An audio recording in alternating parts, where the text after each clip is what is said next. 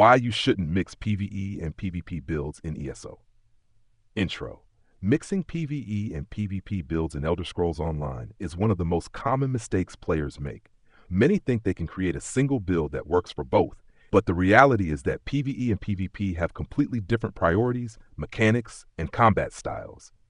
If you've ever felt like your build isn't performing well in dungeons, trials, or PvP fights, it's likely because you're trying to do too much with a single setup. This guide will break down why PvE and PvP require separate builds and how to set up your champion points CP for each mode. PvE versus PvP. Completely different gameplay priority. PvE, player versus environment, maximizing damage and efficiency. PvE in ESO is designed around scripted enemy mechanics and a group-focused combat style. Predictable enemy behavior. Bosses and mobs have fixed attack patterns. Sustained DPS is king. Long fights require high uptime on dots, light attack weaving, and AoEs. Group synergy matters. Support skills, buffs, and debuffs maximize group damage. Minimal mobility needed. PvE enemies don't kite, dodge, or reposition aggressively. PvP, player versus player, survival, burst, and adaptability. PvP is unpredictable because you're fighting real players who react, counter, and adjust. Survivability is key. You need self-heals, resistances, and damage mitigation. Burst damage over time. Dots get cleansed easily, so burst and execute damage are better. Mobility and line of sight matter. Standing still equals easy kill. You must adapt. Players dodge, block, and counter. No two fights are the same.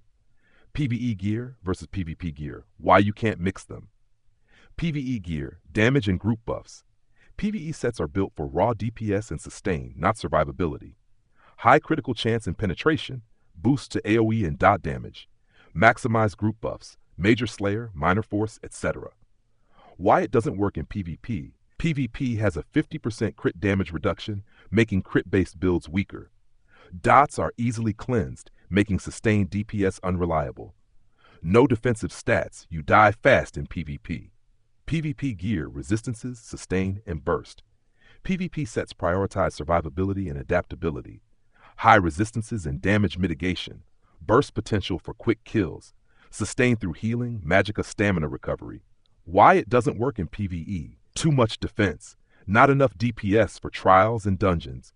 PvP builds focus on short fights, while PvE needs long sustained damage output. 3. Basic PvP survival tips. How to stay alive in outnumbered fights. Surviving PvP, especially in Cyrodiil, Imperial City, or Battlegrounds, requires more than just a good build. Here are key survival strategies for when you're outnumbered. Line of sight, LOS, is your best friend. Never fight in open fields. Stick near walls, pillars, or objects to break enemy line of sight. Use corners and terrain to force enemies to chase you. This gives you time to heal or reposition. Avoid standing still. Always be moving and using the environment. Nat 2. Mobility is key. Standing still is death. Use movement skills like race against time, elusive mist, or streak. Dodge roll strategically. Don't spam it and waste stamina. Keep moving even when attacking. Standing still makes you an easy target. 3. Control the fight. Don't let the fight control you. Force melee enemies to overextend by kiting them away from their healers. Reset fights when needed. If you're low, disengage, heal, and re-engage. Drag enemies into tight spaces. Limit their ability to move and force them into bad positioning. 4. Don't overcommit. Know when to retreat. If your burst combo doesn't work, disengage. Don't waste stamina chasing a kill. Don't fight near enemy spawns or zergs, you'll get overwhelmed. Escape is a valid strategy. Surviving means you can fight another day. 5. Use potions and ultimates smartly. Save potions for emergencies, not minor damage. Don't waste your ultimate if you don't need it. Save it for a kill or escape. 6. Don't get greedy for kills. Your first priority is survival, not kills. If killing someone means you'll die right after, it's not worth it. The differences between PvE and PvP CP allocations. 1. Survivability versus damage output. In PvE, you focus more on maximizing sustained DPS and group synergy, so CPs are allocated into boosting damage and resource management. In PvP, You prioritize damage reduction and mobility to stay alive longer and escape or reposition quickly when outnumbered. 2.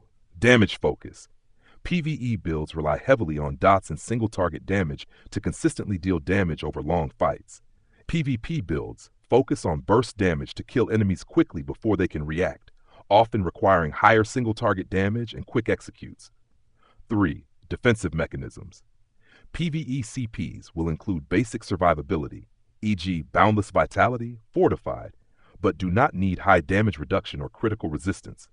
PvP CPs heavily invest in damage mitigation, ironclad, duelist rebuff, resilience, to withstand burst combos from players. 4.